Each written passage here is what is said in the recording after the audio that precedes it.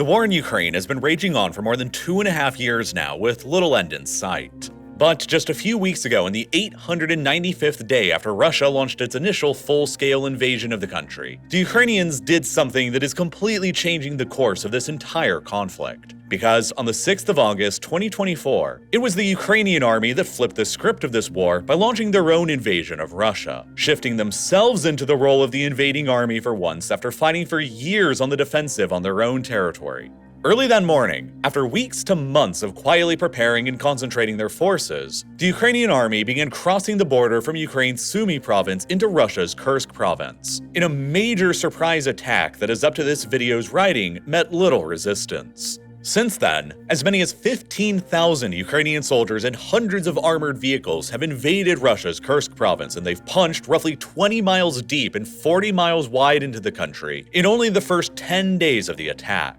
capturing more than 70 Russian villages in the process and coming to occupy an area roughly 1,000 square kilometers in size, an amount of land that's roughly equivalent to the size of Hong Kong.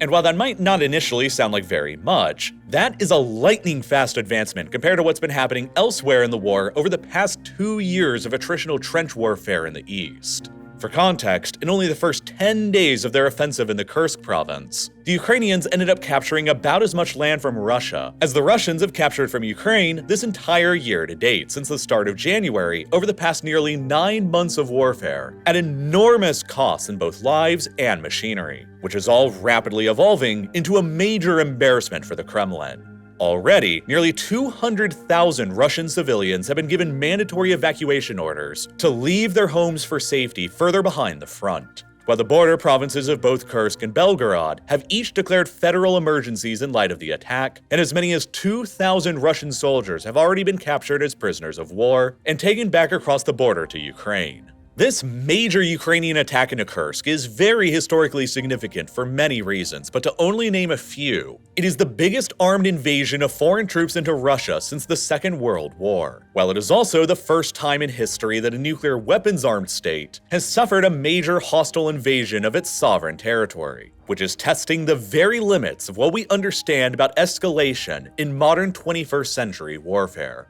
So, what are Ukraine's goals and objectives with launching this unprecedented surprise attack into Russia? What does Ukraine hope to achieve by invading and occupying Russian territory? How did Russia's intelligence agencies fail to predict this attack, and how did Russia's army fail to adequately prepare for it? And how is this whole series of events becoming one of the most significant turning points in the biggest war seen in Europe since 1945? To begin to understand the answers to these questions, you first need to understand how the horrible war in Ukraine has been developing for both sides over the past year since the start of 2024. Throughout the second half of the previous year in 2023, the Ukrainian army carried out a major counteroffensive operation against the Russians, primarily in the southern Zaporizhia province, with the ultimate objective of driving across the Russian lines and reaching the coast of the Sea of Azov, thereby splitting the Russian-occupied parts of Ukraine in half in the process. They were heavily armed with Western-supplied weapons for this attack. But, as the Russians were anticipating a Ukrainian attack in this direction, they smashed themselves against very heavily fortified Russian positions in the area, and ultimately failed to make very much ground and likely suffered enormous casualties in the process. The New York Times reported that as much as 20% of the weapons and vehicles the Ukrainians committed to the 2023 counteroffensive were destroyed in it, while the Russian Ministry of Defense claimed that the Ukrainians suffered more than 90,000 casualties during the whole campaign. Although, those numbers are heavily disputed, and Western sources like the Institute for the Study of War consider those losses to be implausibly high. Regardless, Ukraine failed to meet any of its objectives during the 2023 counteroffensive, and they burned through a huge amount of resources and manpower even trying, which forced them to shift back to the defensive for 2024 and fight against the Russians in a brutal, attritional style of warfare instead. Since then, throughout 2024, Ukraine has struggled deeply with both chronic manpower and equipment shortages. After 2.5 years of horrific trench warfare that has likely resulted in a minimum of 200,000 Ukrainian military casualties, both killed and wounded, since the invasion began, finding new volunteers for the Ukrainian armed forces voluntarily has become more and more challenging as time has gone on, while draft dodging has also become more common as well. In November of 2023, the BBC estimated that 650,000 Ukrainian men of fighting age had fled the country abroad over the past 2 years since the Russian invasion began, with most of them having slipped over the western borders into Poland and Slovakia, despite the Ukrainian government's total ban on all fighting age men from being able to leave the country. And this shrinking pool of manpower for the army has been undermining the remaining soldiers' morale in multiple ways, most notably in terms of troop rotations at the front. Early on into the war, when Ukraine had significantly more volunteers, soldiers were able to be rotated out of the front about every 2 weeks, and were able to enjoy an entire week off. But now in 2024, with fewer numbers, frontline Ukrainian soldiers are enduring an average of a month at the front continually, with only 4 days of rest in between, significantly affecting their ability to keep fighting effectively. In order to try and address the manpower shortage, the Ukrainian government has already adopted several reforms this year, such as by lowering the military draft age for men down from 27 years old to 25 years old, allowing most of the country's prison population, except for the most serious offenders, to enlist with the armed forces in exchange for early release, and in May of 2024, the Ukrainian government also canceled all of its consular services for all male Ukrainian citizens abroad aged between 18 and 60, including canceling all renewals of passports in an attempt to force more Ukrainian men living abroad to return back to the country again and potentially face conscription. And in terms of artillery alone, the Ukrainians were getting outgunned by the Russians in artillery all across the front line by as much as 20-1 before April of this year, when a new $60 billion US military aid package for Ukraine finally passed through the US Congress. But even after that, as recently as August of 2024, the Ukrainians have still been getting outgunned in artillery shells along the front line by a ratio of about 8-1.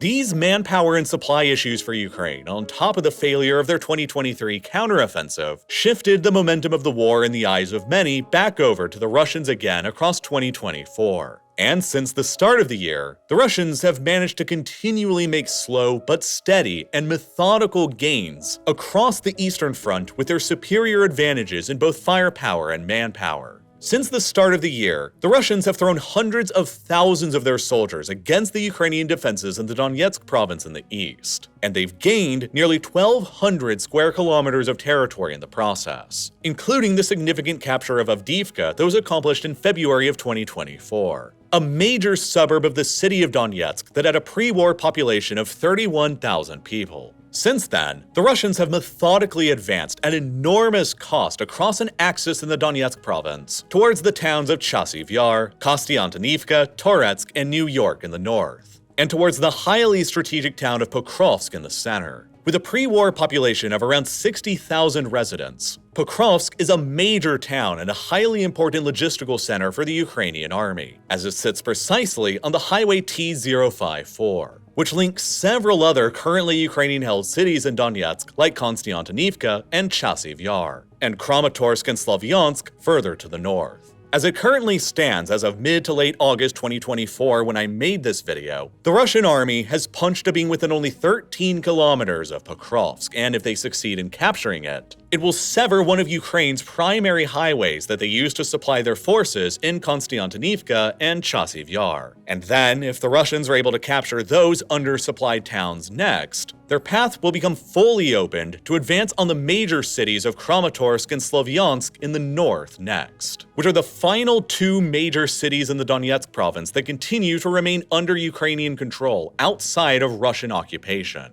each of them with pre-war populations of more than 100,000 people. If Russia ultimately succeeds in capturing these final 2 cities in Donetsk, then they will effectively complete their occupation of the entire Donetsk province, and it will become very difficult for the Ukrainians to then eject them from it militarily, especially when considering that Russia already effectively controls the entirety of the neighboring Luhansk province as well. It all starts with Russia's capture of Pokrovsk, and if they're successful there, it could eventually lead to Russia's full control and occupation of the entire Donbass region next, a major wartime goal of the Kremlin's, and which could then lead to Moscow focusing their army's next moves on pursuing their other major wartime objectives in the southern theater, completing their occupations of the provinces of Zaporizhia and Kherson too, all of which Russia has already unilaterally declared to have annexed and declared to be core Russian territories. And at the same time as this major Russian push towards Pokrovsk has been ongoing, the Russians also opened up another new front in the war in May of 2024, when they launched a renewed invasion of Ukraine's Kharkiv province in the north, with only moderate gains and success.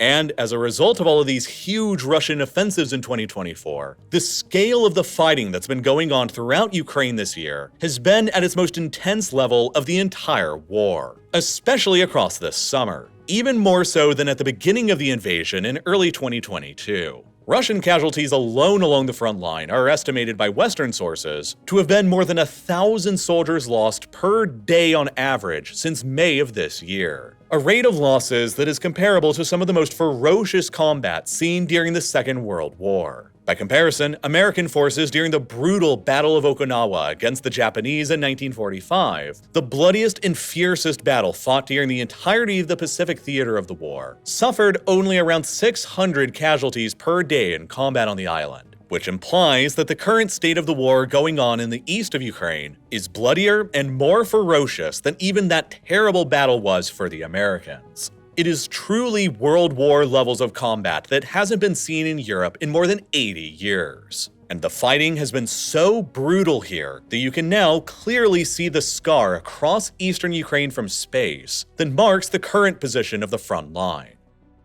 And as Russia has continued gaining ground against the Ukrainians throughout the year, there has become a growing narrative both in Ukraine itself and in the rest of the world that against its much larger opponent, Ukraine is supposedly destined to lose eventually in this attritional style of warfare that inherently favors the country with the larger pools of manpower and equipment to pull from. And that, as a result, Kyiv should supposedly sue for peace sooner rather than later. In June of 2024, with the momentum seemingly on his side, Russia's president, Vladimir Putin, finally set out his own terms to begin peace negotiations with Ukraine. He demanded that all Ukrainian forces withdraw from the territories of Luhansk, Donetsk, Zaporizhia, and Kherson just to even start negotiations, and that Ukraine would have to agree to permanently cede all of these territories in their administrative entireties to Russia, despite Russia not yet fully controlling all of the territories. He also demanded that Ukraine would have to recognize the loss of Crimea as well, and formally adopt a status of permanent neutrality, and irrevocably abandon its ambitions to join the NATO alliance. This offer was immediately rejected by the Ukrainian government, which so far continues to assert that peace will only be possible if and when all Russian forces leave from Ukraine's internationally recognized territory, and Ukrainian sovereignty is fully restored across all of its pre-2014 borders, including Crimea.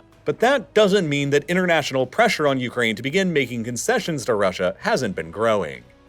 A month later, in July of 2024, the Prime Minister of Hungary, Viktor Orban, visited Ukraine's President Zelensky in Kyiv and pleaded with him to accept a ceasefire deal with Russia along the current military front line in the country, which was again refused. The month before that, in June, Switzerland hosted a major summit on peace in Ukraine that explicitly didn't invite Russia, and that saw 78 countries from all around the world all signing a communiqué that asserted restoring Ukraine's pre-2014 borders was the ultimate basis for any lasting peace in the conflict. But many other major countries from around the world did not agree to that and did not sign on to it, including all of the BRICS states besides Russia, like Brazil, India, China, and South Africa, in addition to Pakistan, Mexico, the United Arab Emirates, Saudi Arabia, Indonesia, and Thailand, among many others. At the same time, there's also been growing discontent about continuing to support the Ukrainians in the Western world. Donald Trump, who very well may be elected as America's president again in November, has vowed to immediately halt all American military aid to Ukraine if he returns to office again, in an attempt to force the Ukrainians to negotiate on an end to the war, a possibility that the Ukrainian army has to consider in their ongoing calculations.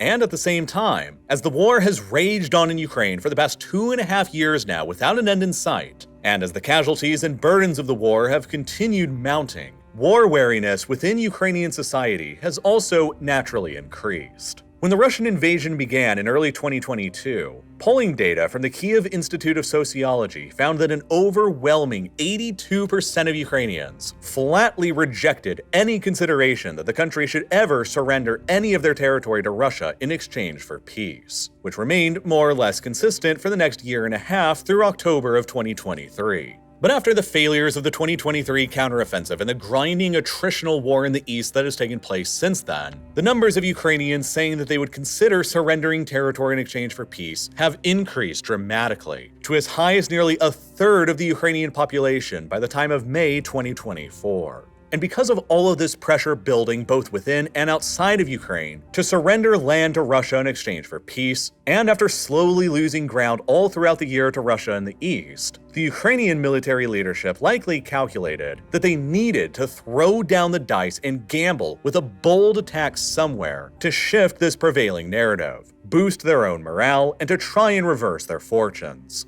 And sometime this summer, they ultimately decided that launching a major attack into Russia itself would be exactly that high-stakes gamble that they needed.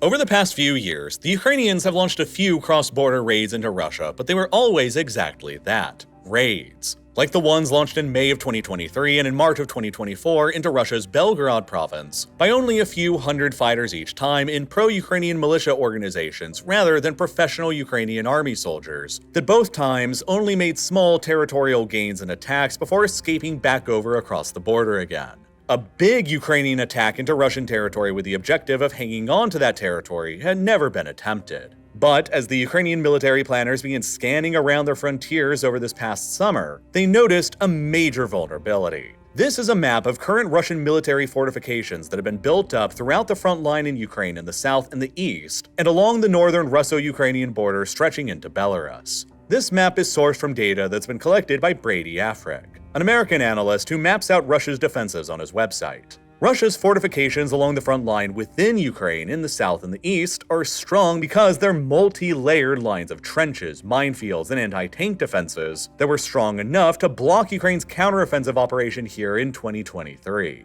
But Ukrainian military planners noticed this vulnerability in the northern section along Ukraine's border with Russia's Kursk province. Here, there were gaps in between the defensive lines, and there were far fewer anti-tank obstacles, minefields, and anti-tank ditches than elsewhere. Presumably, just because the Russians weren't anticipating a major Ukrainian attack happening into Russia itself.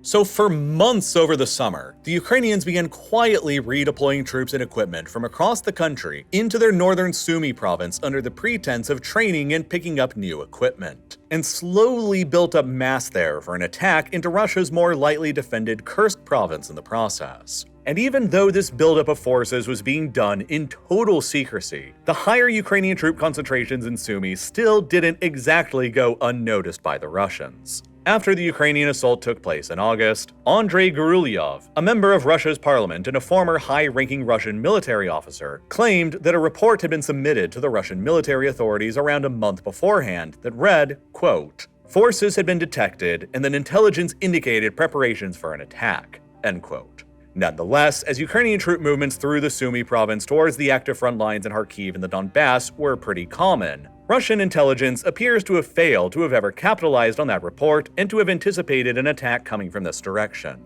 The secrecy surrounding the attack was so great on the Ukrainian side that only a small handful of top Ukrainian leaders even knew about the operation at all, while most of the Ukrainian soldiers who would be participating in the attack weren't even informed about the plan until the very last moment, some of them only a couple days beforehand. The Ukrainian leadership didn't even inform their greatest international supporter, the United States, about the operation at all, which led to officials in Washington waking up to a huge surprise on the morning of the 6th of August when they had learned that hours beforehand, thousands of Ukrainian soldiers armed with American-supplied weapons had just invaded Russia.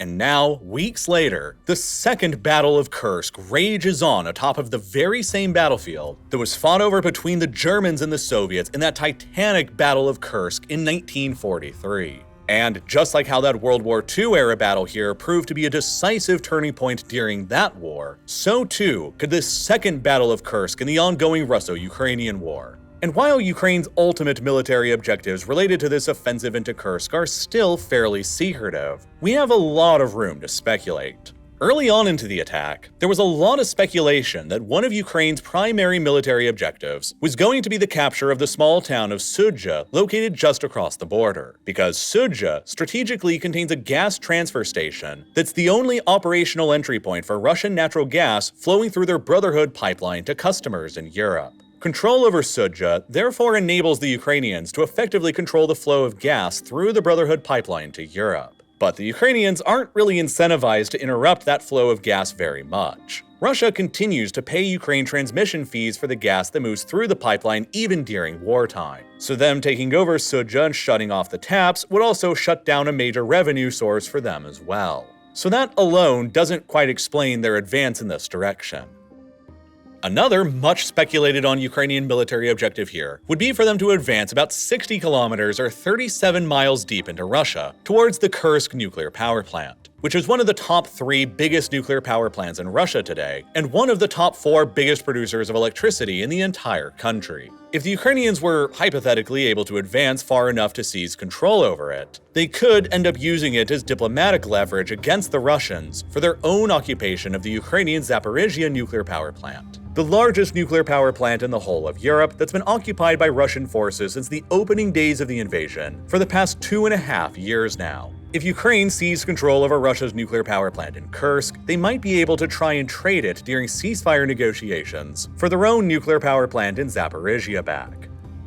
There's also several potential military objectives that the Ukrainians may be attempting to achieve with their attack into Kursk as well. President Zelensky of Ukraine said early on into the assault in Kursk that over the past 2 months alone, since the 1st of June, the Russians had used artillery in Kursk to shell Ukrainian border villages in the Sumy province more than 2,000 times. And so, the Ukrainian advance into the Kursk province has already pushed Russian artillery far enough back to be out of range of these northern villages that have been under constant fire for months now. Moreover, the Ukrainians are also probably interested in destroying the Russian Air Force's ability to utilize their air bases across Kursk to bomb positions in Ukraine. The closest Russian air base to the border here is the Helino Air Base located within the city of Kursk itself, home to the Russian Air Force's 14th Guards Fighter Aviation Regiment and their 24 Sukhoi Su-30 fighter jets that have repeatedly carried 3-ton glide bombs across the border to bomb targets in Ukraine. The Ukrainians have attacked this base multiple times all throughout the war with drones and cruise missiles that have only caused light damage. But the recent Ukrainian advances into Kursk now enable them to, potentially, move US-supplied HIMARS rocket systems to being within range of the base, which could pummel the base hard enough to potentially knock it out of commission for the rest of the war.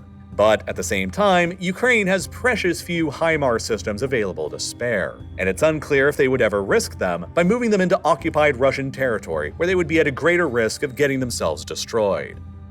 Some Ukrainian military officials have also stated that their Kursk attack is intended to complicate the flow of Russian soldiers and equipment from other parts of Russia moving to the front line in the Donetsk province, where Russia has been concentrating its own offensive energy for months now. But this isn't very likely to succeed if that's truly the aim, because there aren't really very many rail and road lines from where they've attacked that connect to the front line in Donetsk. If Ukraine really wanted to complicate the flow of Russia's logistics into Donetsk, they would have to capture the town of Aluki, hundreds of kilometers to the east of where they actually attacked from. So, instead of complicating the flow of Russia's logistics onto the front line in Donetsk, the Ukrainian attack into Kursk is probably more designed to draw Russian soldiers themselves away from the front line in Donetsk, in order to relieve the crushing pressure that has been mounting on the Ukrainian front line there. It's also probably designed to force Putin himself into making a very uncomfortable and politically risky decision, because Ukraine isn't the only country in this war that's been suffering from chronic manpower shortages. Throughout this past summer, the Russian army has been able to slowly and methodically advance against the Ukrainian positions in the Donetsk province and gain more ground because they've been throwing huge numbers of their soldiers into combat and paying in blood with an average of more than 1,000 casualties every day. Russia has been losing approximately 30,000 soldiers a month in Ukraine recently. And so, just in order to maintain their current troop numbers along the front, the Russians have been having to replenish their troop numbers with at least 30,000 new recruits a month. And Russia is continuing to build up their forces in Ukraine even further. In July of 2024, Ukraine's commander-in-chief, General Oleksandr Syrsky, said during an interview that he believed there were approximately 520,000 Russian soldiers currently deployed on Ukrainian territory along the front line, and that by the end of 2024, he believed the Russians would increase that number to around 690,000 troops on the front. Russia's total military size, at least officially, is currently only 1.15 million active duty personnel,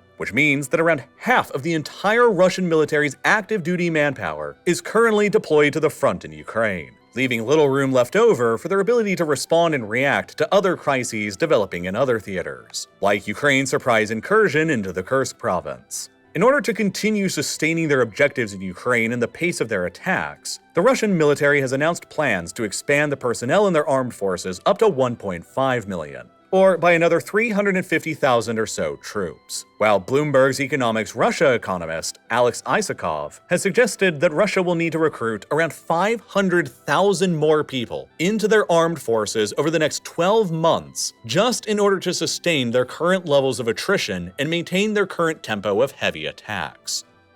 And Russia will simply struggle with acquiring that many people for service. Back in September of 2022, after the last successful Ukrainian counteroffensive overran swaths of Russian-occupied territory in the Kharkiv and Kherson provinces, Putin ordered a limited mobilization of 300,000 Russian reservists that sparked a huge uptick in anxiety in the country and led to as many as 1 million people rapidly fleeing from the country in order to avoid potentially getting called up for service in Ukraine. Since then, the Russian authorities have learned to rely more on the carrot than the stick in order to acquire more manpower for the armed services, offering to pay well above market salaries and bonuses to new recruits who enlist. New recruits who enlist with the Russian armed forces in Moscow, with various bonuses all baked in, now stand to earn roughly $59,000 in their first year of service in Ukraine, assuming that they survive, which is about 3 times the average annual salary in Moscow and about 5 times the average annual Russian salary nationwide.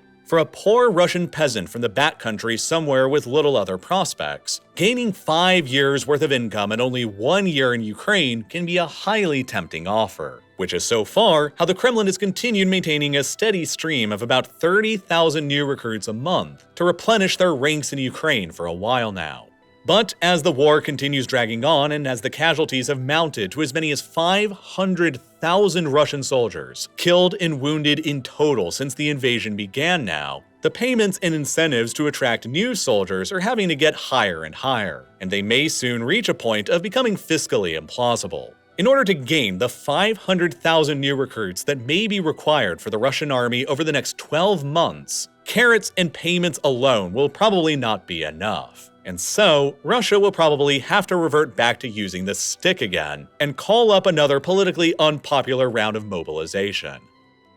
The way the Ukraine was able to just walk across the border in the Kursk province and rapidly seize 1,000 square kilometers of lightly defended Russian territory and take as many as 2,000 Russian soldiers as prisoners with only light resistance lays bare the current issues with manpower that Russia is facing and the lack of their defensive reserves. And the longer it takes for the Russians to respond to the attack and push them out, the worse their manpower shortage will appear to look like. And what kind of a message does that send to Russia's other enemies? If the country doesn't even have enough latent manpower left over to kick out the Ukrainians from Kursk, then would they have enough to kick out other incursions or invasions by other forces at other locations? It puts Russia into a position where it almost has to consider ordering another round of military mobilization just to be able to adequately defend their own borders and to continue appearing strong. And just like the last time they tried that back in September of 2022, it will inevitably prove to be deeply unpopular, as the costs of the war in Ukraine will reach even greater numbers of Russian civilians. By attacking into Kursk successfully, the Ukrainians have narrowed down Putin's choices for continuing the war considerably, while the attack has also fundamentally embarrassed Putin personally by challenging his regime's perception of strength.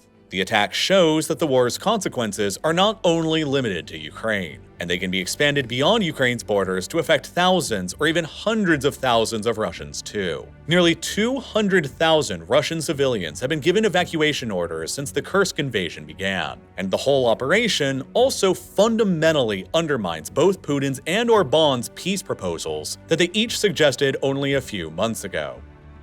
How can Orban's peace proposal of freezing the front lines where they currently stand be tolerable to Russia if it means freezing the front line in the Kursk province too, with a swath of territory under Ukrainian military occupation? How can Putin negotiate that Ukraine surrender territories in the east while this chunk of Russian territory is still under Ukrainian occupation? It is for this reason that Ukraine's attack into the Kursk province makes the most strategic sense as a sort of bargaining chip. By taking over and occupying a bunch of Russian territory, Ukraine has just gained a lot of leverage in potential ceasefire negotiations with the Russians that they didn't have beforehand. And they can try and offer a land-for-land style peace in which Ukraine will give up its occupied territories in Kursk in exchange for the Russians giving up their occupied territories in Ukraine, so long as the Ukrainians can continue holding on to the territory in Kursk. And to their credit, they appear to be trying to hang on to the land in Kursk for the long haul, as they've already started digging out trenches and building fortifications in the area as they await the inevitable, eventual Russian counterattack against them.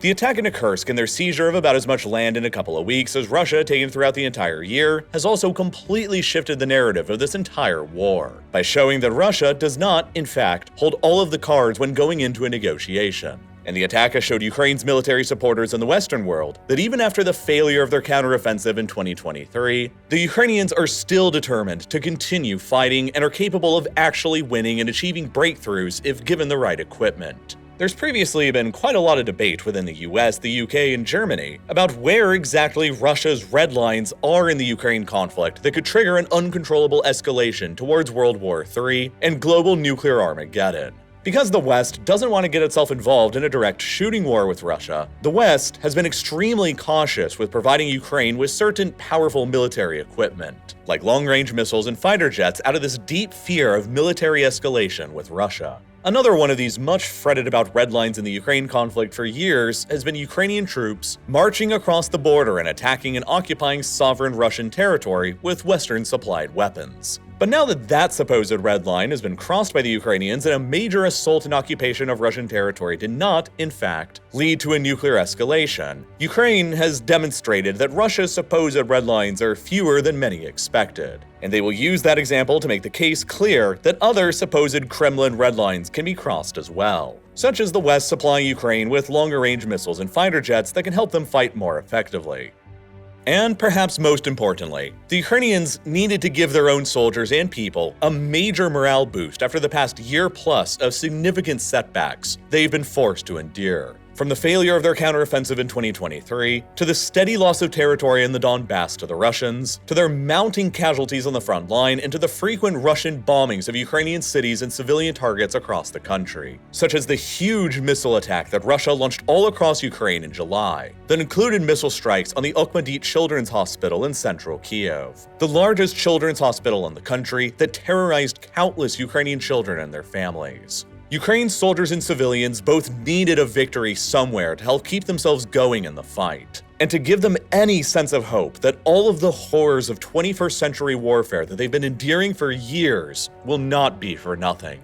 But that doesn't mean that the Ukrainian attack into Kursk is not without significant risk either. Ukraine's armed forces have had to pull thousands of highly experienced veteran soldiers away from the pressing front line in the east in order to carry out the attack in Kursk. And all as Russia continues massing soldiers in the east and continues to gain ground there. Ukraine reducing their troop numbers along this front for the attack in Kursk could prove to enable the Russians to advance in the east even more easily, especially if Russia doesn't end up diverting very many troops away from the eastern front in order to deal with them in Kursk, and relies on pulling troops into Kursk from other locations across Russia instead. Indeed, since the Ukrainian offensive into Kursk began, the Russian zone advance towards the strategic town of Pokrovsk in the Donetsk province has only continued and kept on gaining ground. There's also the fear that a major attack on Russian territory that results in the occupation of parts of Russia proper could end up energizing Russia's population to become more pro-war and drive up Russian military recruitment in the process, which is an effect that won't really be well understood until months later.